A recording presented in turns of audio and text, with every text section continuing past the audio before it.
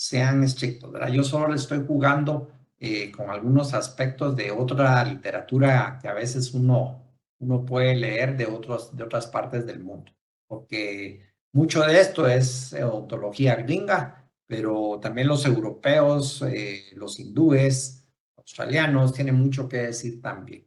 ¿Ok? Bueno, Ok. Gracias, doctor. sellantes de fosas y fisuras, muy brevemente. Yo creo que yo no les quise dar este tema porque dije, se los dan de todos modos en otro montón de lugares. Creo que yo no fui el responsable de darles este tema, pero solo les comento que los sellantes son una maravilla.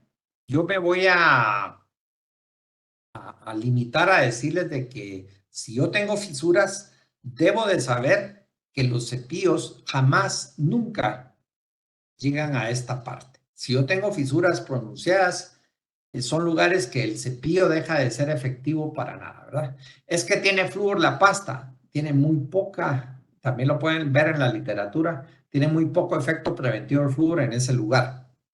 Ahí es donde entra el sellante, porque el sellante va a sellar acá. Otro concepto importante, el cepillo, perdón, el sellante nunca entra hasta acá tampoco, las bacterias sí.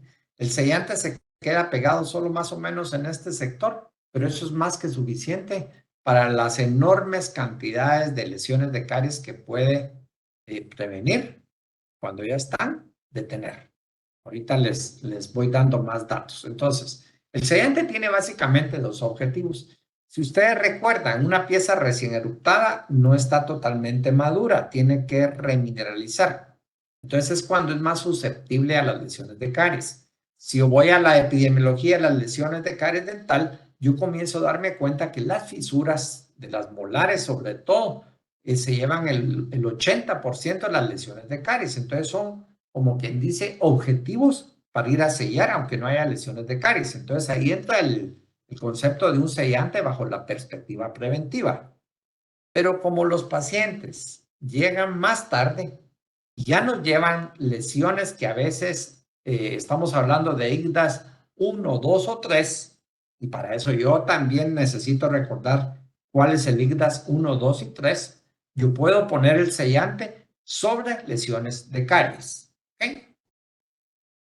Eso se le conoce como sellantes terapéuticos. Ese es el objetivo.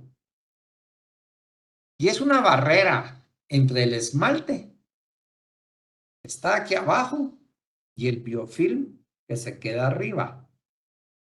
Puede quedar biofilm acá, pero el biofilm vive con el azúcar o los azúcares de diferente naturaleza que van llegando aquí, pero no se pueden comunicar con el biofilm que quedó acá abajo. Entonces comienzan a morir. Esa es la gran ventaja. Entonces, cuando ustedes encuentran una lesión pequeña de caries que ya la hayan categorizado como IGDAS 1, 2 o 3, ustedes tranquilamente, eso sí, hay que echarse un buen sellante que selle toda la macroestructura del sistema de fisuras. Ustedes van a dejar bacterias abajo, eso lo deben de saber. Y si había una lesión de caries, van a dejar lesión de caries. Eso también lo tenemos que saber. Pero hay algo que no reconocen los que están en contra de lo que yo les estoy diciendo. Vamos a suponer que encuentran a un dentista o un profesor que les dice, jamás se hace eso, nunca. Porque si ustedes sellan y dejan bacterias adentro, va a seguir la caries allá adentro. Yo les preguntaría, ¿bajo qué teoría les está explicando eso? Porque si es la teoría de la placa específica, que es la del siglo XX, pues tiene lógica, ¿va? Si nosotros ya estamos en el siglo XXI y la teoría prevaleciente es la teoría ecológica que nos dice que es el desbalance el que nos va a producir el avance, la lesión de caries, y yo le estoy quitando lo más importante de la multifactorialidad a la caries, que es poner una barrera entre los azúcares y las bacterias, entonces no tiene lógica que vaya a seguir la lesión de caries. Es que yo les puedo decir que hace unos 30 años yo di esta plática, no así, ¿verdad? No existía IGDAS tampoco. Yo di una plática porque yo ya desde más o menos 1980, ya comencé a leer literatura de 1970. Y en ese entonces era cabalmente estudios de Finlandia que decían que sí se podían poner los sellantes sobre lesiones de caries. Y ahí estaba la evidencia. Entonces dice uno, no es nuevo, esto no es nuevo, pero para algunos es nuevo. Entonces ustedes sí pueden poner el sellante siempre y cuando estén haciendo un buen diagnóstico, ¿verdad? Eso es muy importante, por favor.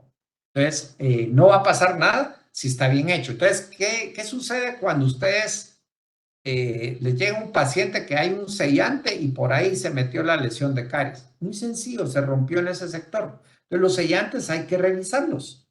Es decir, los sellantes se van desgastando con un bombón de los niños, ¡clac!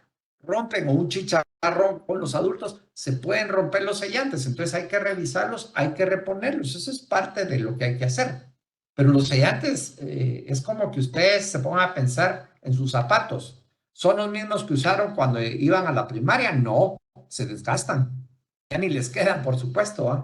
Pero hay que cambiarlos, hay que revisarlos, hay que cambiar los sellantes, por favor. Pero son un éxito, entonces hay muchas razones. Ahora, vámonos a la parte internacional porque a veces a mí no me quieren creer porque yo soy el que los dice, ¿verdad? Vámonos a recordándoles que el ICDAS fue hecho por expertos en cariología, no fueron dentistas comunes y corrientes, son expertos en cariología y son de diferentes países en el mundo que lograron hacer estas recomendaciones. Y con respecto a los sellantes, se ponen en el código cero, es decir, cuando ustedes lo ponen bajo la perspectiva de pura prevención, no es por caries, es por prevención de lesiones futuras de caries.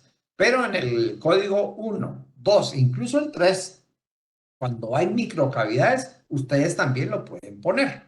Hay algunos estudios que les dicen que lo pueden poner en código 4. Sí hay estudios con buen éxito, pero hay menor tasa de éxito, por favor. Ustedes lo pueden hacer si quieren, pero ya comienzan a arriesgarse un poquito. Pero imagínense un paciente que no tiene recursos económicos para hacerse completamente una restauración y ustedes en su arancel tienen más barato el sellante, perdón, lo pueden hacer. O en aquellos pacientes que se mueren si ustedes le meten una anestesia o le ponen le ponen la turbina, el ruido de la turbina y no aguantan, pues pueden experimentar. Pero la recomendación es hasta código 3, por favor. ¿Ok?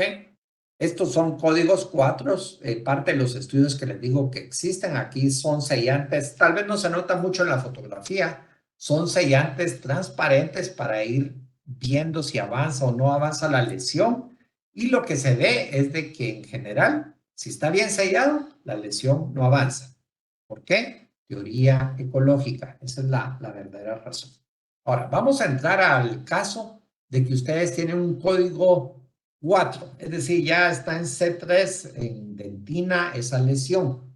Entonces vienen y dicen, bueno, ¿qué puedo hacer yo aquí? Ustedes pueden también hacer algo intermedio. Este es otro, si quieren, truco que uno va aprendiendo aparte de ICDAS, que sí está categorizado como código 3, código 4. Aquí tenemos en una misma superficie oclusal un código 4, pero también puede haber un código 3, un código 2 en diferentes fisuras.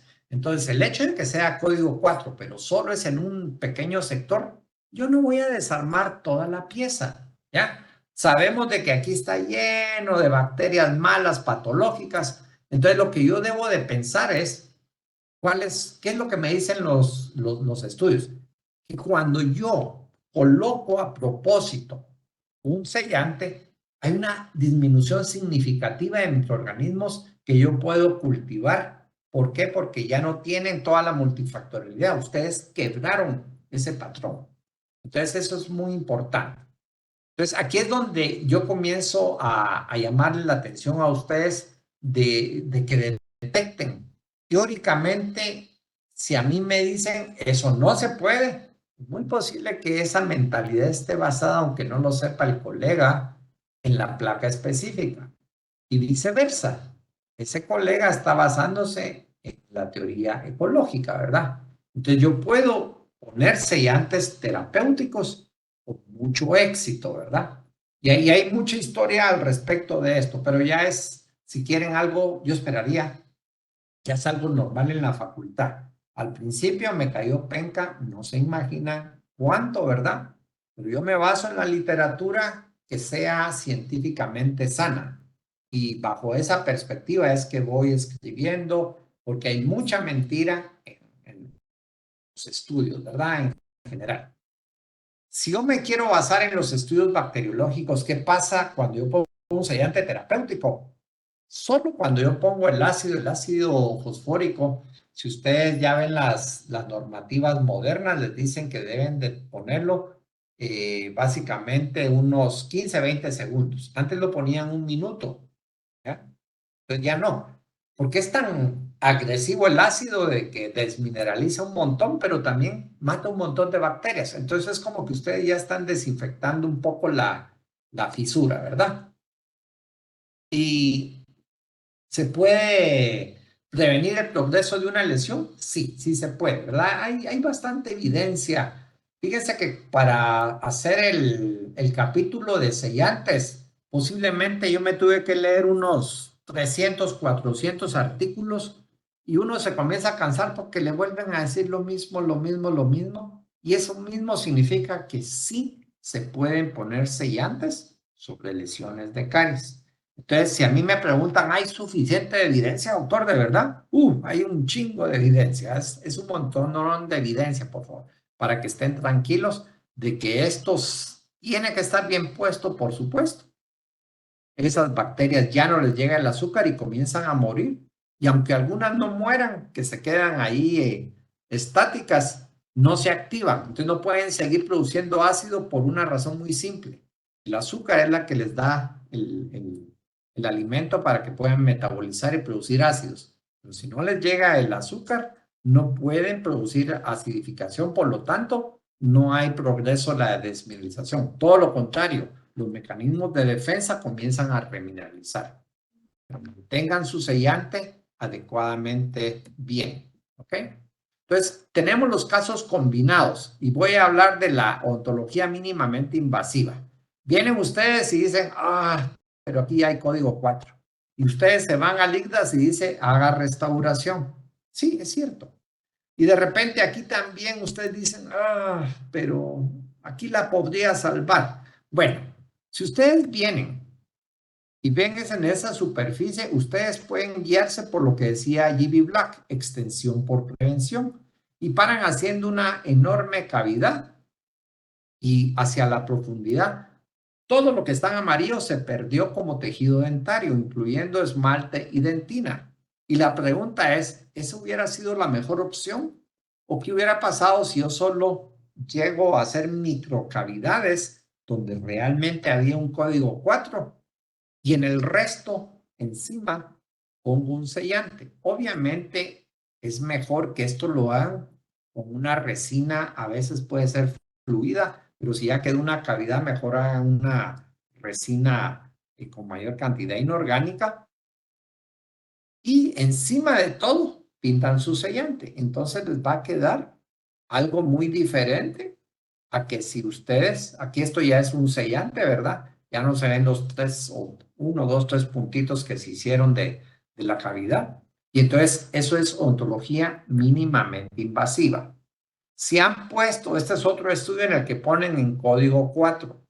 Es evidente, bueno, aquí no son los que tengan buen ojo radiográfico, ¿eh?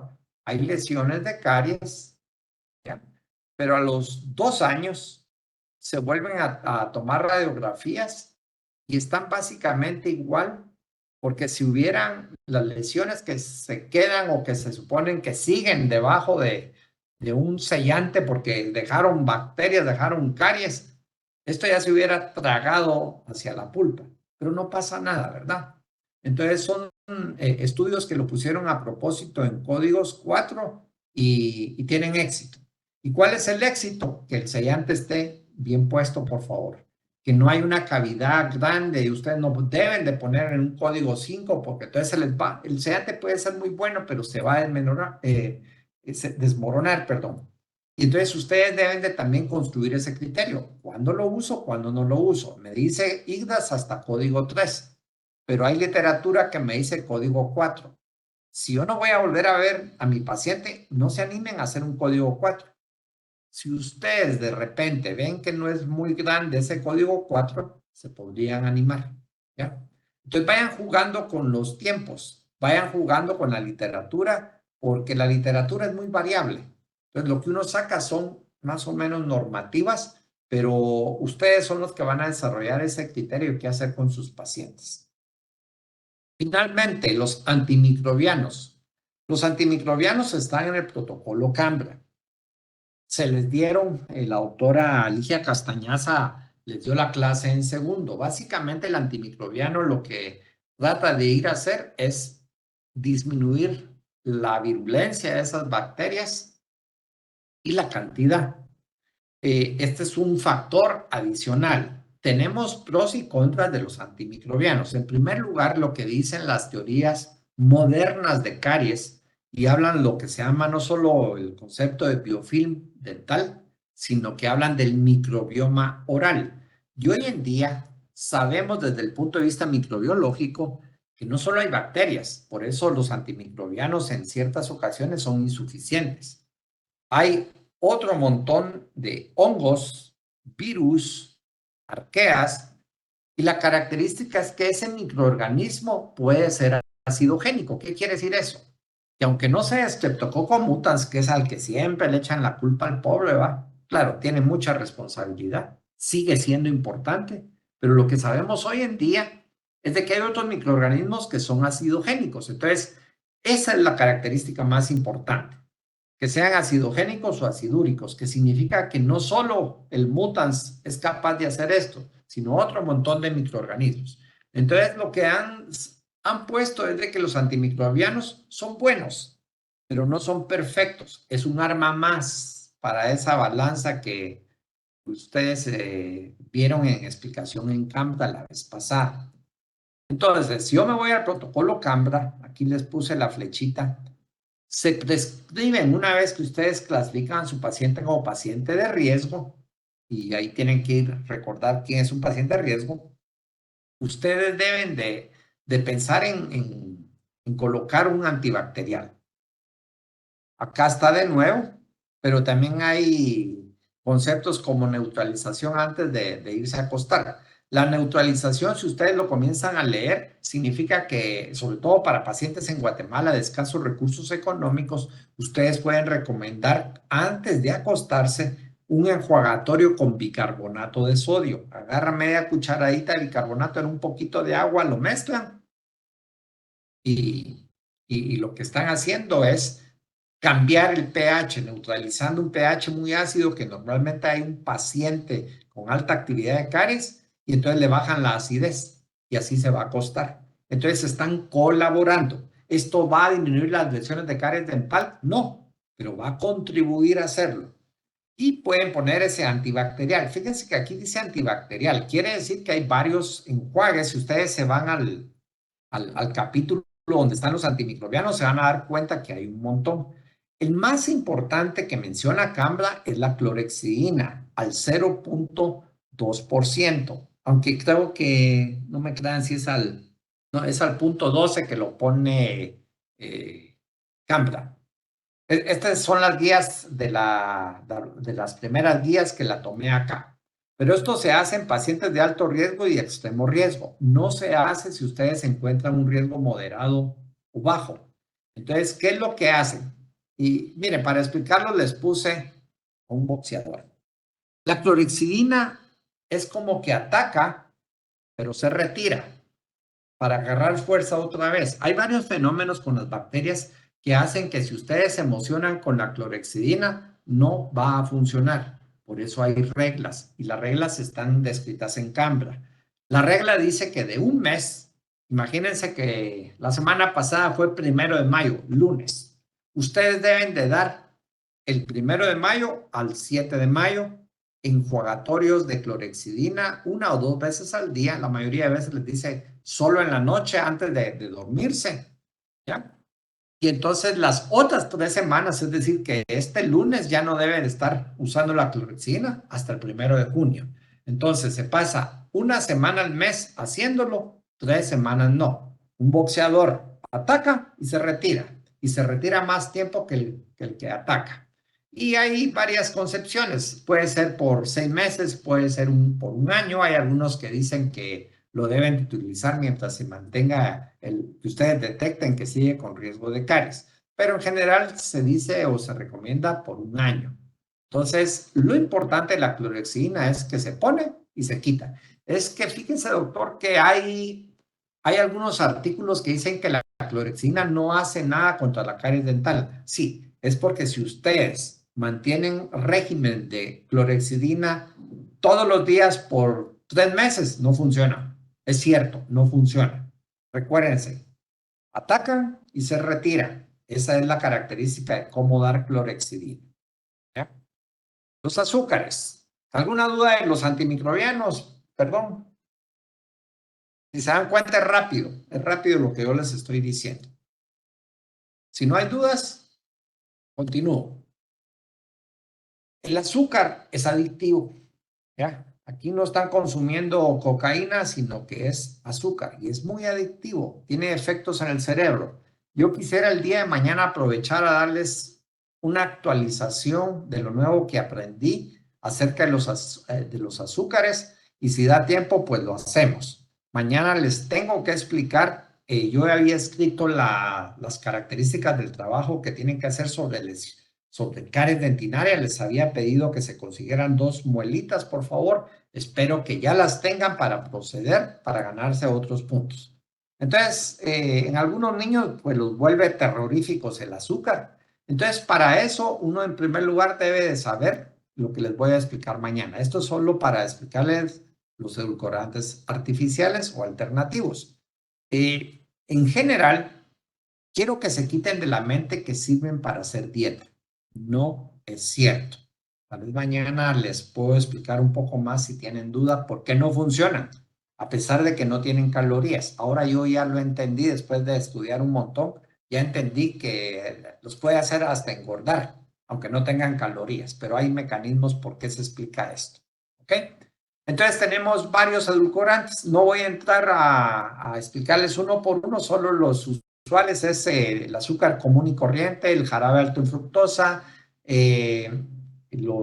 por ejemplo, la miel, el azúcar moreno, esos son los edulcorantes calóricos. Pero hay otros, ¿verdad? Y algunos en general dicen que no dañan la salud. Tal vez sí, pero hay algunas cosas que van saliendo poco a poco y lo que nos va ahí sí que demostrando es que algunos pueden ser muy naturales y entre los naturales son los más terroríficos en general, que es lo que les explico mañana. ¿Por qué lo natural? Se van a dar cuenta cómo mata. Hacia eso va dirigida mi plática de mañana, para que me ayuden a salvar vidas. No se imaginan cuánto valor tiene el hecho de que yo tenga profesionales que sepan esto, porque el problema que tenemos es de que no tenemos podríamos decir, una enfermedad que es altamente nutricional. Así nos enseñan de nutrición. Nos enseñan más cómo hacer rellenitos, placas, puentes. Ahí nos tardamos la mayor cantidad de tiempo, pero no estamos salvando vidas, estamos salvando dientes, pero además de los dientes queremos ayudar a salvar vidas. Y todos estos azúcares naturales están matando gente, así como lo oyen, matando. Entonces les vamos a explicar mañana, no es para alarmar, ¿verdad? Sino simple y sencillamente usar la ciencia para explicarles. Y tenemos artificiales, algunos de ellos tienen su numeración, algunos de ellos son alcohol, pero tenemos un problema con sus efectos, que vamos a ver que no son tan saludables como nos han contado, pero en general son una alternativa. Si yo tengo un paciente que no puede dejar el azúcar porque no puede dejarlo dulce al principio, es porque es adicto a lo dulce. Entonces, podemos sustituir temporalmente con los edulcorantes artificiales. Ahí tienen un lugar. Es como que a ustedes les dé una infección y entonces tienen que tomar un antibiótico. Pero el antibiótico no lo van a tomar por siempre. Es algo necesario en determinado momento, pero si se quedan con la idea es que voy a seguir tomando este medicamento va el antibiótico para que no me dé otra infección. No, esa es una mentalidad errónea. Igual es más o menos con los edulcorantes. Es una etapa de transición. Entonces traten de seguir las normas de la OMS. Mañana se las explico. Usar hilo dental, muy importante. Si solo mandan a su paciente a cepillar y no le dan técnicas de cepillado, no les dan técnica de cómo se debe usar el hilo dental, que yo espero que a estas alturas ustedes ya hayan recibido instrucción de cómo usar hilo dental. Al menos yo sí me consta que le hemos enseñado a ustedes diferentes perspectivas de cómo disminuir lesiones de caries dental no restauradoramente. Ya podemos ir combinando el montón de cosas que vamos explicándoles, ¿verdad? Entonces, muy importante la remoción mecánica. Aquí solo estamos hablando de remoción mecánica. Si ustedes abusan, ustedes van a disminuir esa inserción epitelial. Por lo tanto, no se guíen con que cepíese después de cada comida. No, cepíese y quítese un hilo dental ayudándose o algunas otras ayudas como el agua a presión que algunos aparatos que se venden nos ayudan sobre todo para pacientes con ortodoncia, eso nos va a ayudar un montón. ¿Okay? Entonces, si se dan cuenta, es un poquito de todo. Y la idea es prepararlos a ustedes para que se enfrenten a sus pacientes y les resuelvan sus dudas desde una perspectiva muy científica para que puedan ustedes dar mejor consulta a sus pacientes. No los van a buscar solo para hacer restauraciones, puentes, implantes, los van a buscar también para que les alivien un montón de cosas. Y mañana vemos el resto de la historia, que sería la última clase que tienen en este módulo de cariología. ¿Preguntas, dudas de lo que hablamos hoy?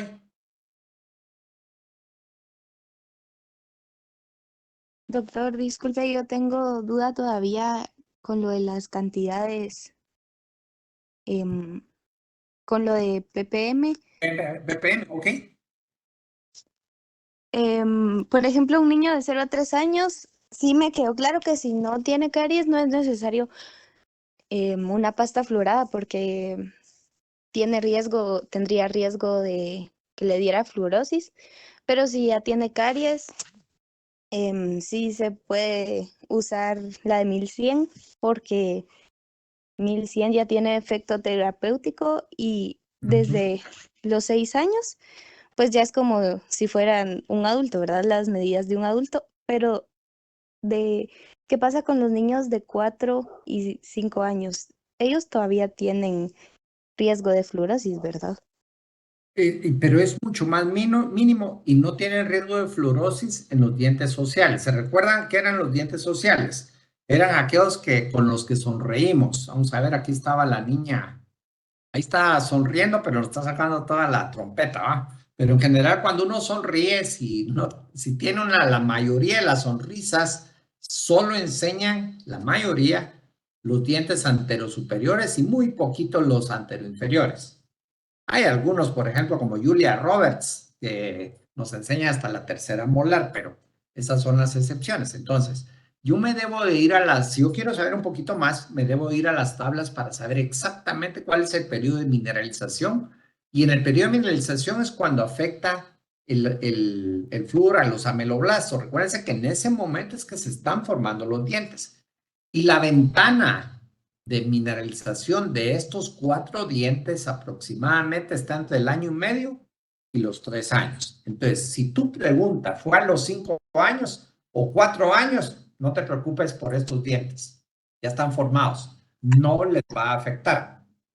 Hay otros dientes más posteriores. Les podría afectar. Pero como es menor el tiempo que les va a estar afectando, básicamente casi les podría decir yo que ni se va a ver ese tipo de fluorosis. Por eso es que podemos jugar con que tiene caries. Incluso yo prefiero disminuir los destrozos de las lesiones de caries que ya las conocemos bien a tener estas manchitas. ¿Ya? Estas manchitas no pasa nada, es estético. Lo otro es patológico, ¿verdad? Esa es la diferencia y por eso les digo, podemos jugar con algunos criterios. No, tampoco abusemos. pero podemos jugar un poquito. Ese es mi mensaje final. Si no están de acuerdo con lo que yo les dije de jugar con eso, sigan las guías, ¿ya? Sigan las guías son muy claras, de tal a tal edad, tal cosa. Y entonces se quedan ustedes tranquilos para resolver eso. Yo lo único que les di como buen guatemalteco es que estoy jugando con algunos criterios, pero no están poniendo en riesgo a sus pacientes tampoco, ¿vieron? Eso sí también es importante y los pueden ayudar de todos modos. Guatemala tiene muchísimas lesiones de caries, muchísimas y muy agresivas. ¿Te respondo con eso? Sí, doctor, gracias. Pero si no tiene lesiones de caries, 1100 estaría bien. Sí, estaría bien. Este Ah, es 1100 es más o menos como el estándar entre los 2 y 6 años en general, ¿ok? Es el estándar. Entonces, eso es lo que la mayor cantidad de veces vas a usar antes de los 6 años, ¿ok? Yo solo entro a, si pueden, por algunas cosas que voy leyendo, que no tengo evidencia completa, ¿verdad? Pero eviten, si no hay riesgo de caries, quiten el flúor. Así no les echan la culpa cuando sea autista, por ejemplo. Hay otras razones por las que pueden ser autistas, pero ahorita hay algunos que le quieren echar la culpa al flúor. Entonces, si ellos tuvieran razón, no la tienen por el momento con evidencia actual, pero vamos a abrir nuestra mente y vamos a pensar que de repente tienen razón y no tengo yo razón para estar metiendo más flúor, quitémoslo. ¿Ya? Ese se los estoy diciendo en base a que uno siempre está leyendo no solo lo oficial de los dentistas, sino que en otras áreas. Yo me meto mucho a otras áreas médicas, entonces la idea es de que si algo están diciendo, abramos nuestra mente. No digamos, no, yo soy dentista, yo sé de flúor. Ellos no. Abramos nuestra mente. A eso va dirigido el concepto, por favor. Ok. ¿Alguna otra pregunta? Si no, pues me despido. Doctor, ¿quiere que tomemos foto? Sí, pero me tengo que peinar. Démosle, pues. No, sí, Detengo acá la presentación. si nos hacen favor los jóvenes de abrir la cámara, porque si no solo salimos usted y yo. Gracias. Gracias. Todos están Ya están cansados, yo sé, pero muy bien. Entonces es 1, 2 y 3. Si me da un momentito, voy a tomar la otra.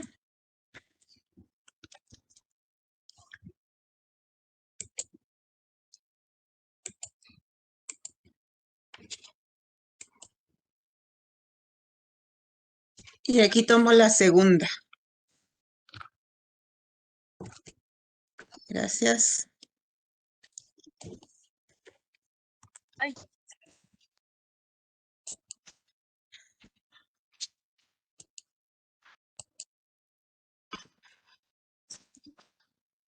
Gracias. Les encargo, jóvenes, sigo con lo de la asistencia, todavía quedan 5 minutos. Igualmente el reporte de asistencias se genera automáticamente, pero ya veo de varios que tienen varias inasistencias. Entonces, no sé, me imagino que se les olvida porque veo aquí a la gente conectada. Entonces, mañana a las, a la hora que nos toca, mañana 12:30 y atentos a las instrucciones que les va a dar el doctor del trabajo de cariología y también que ya se fue solicitada la fecha, todavía no me la han dado, pero ya fue solicitada la fecha para el parcial del tema de cariología. Entonces, muchas gracias y que tengan buena tarde. Gracias, Elizabeth. gracias, doctora. Feliz tarde. Feliz Feliz tarde, Buenas doctor. tardes. tarde.